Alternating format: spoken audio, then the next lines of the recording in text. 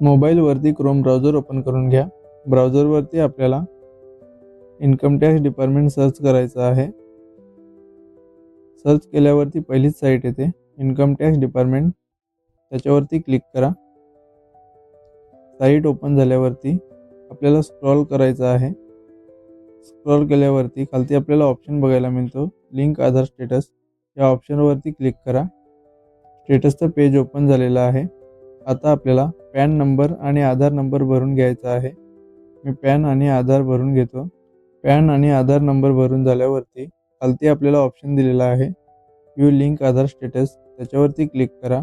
तुमचं pan card आणि आधार card link असेल तर तुम्हाला your PAN is already link to given Aadhaar number असा मेसेज दाखवेल, आणि तुमचं आधार पॅन लिंक नसेल तर तुम्हाला PAN not link with Aadhaar, please click on link Aadhaar, link to your Aadhaar with PAN असा मेसेज दाखवेल। धन्यवाद।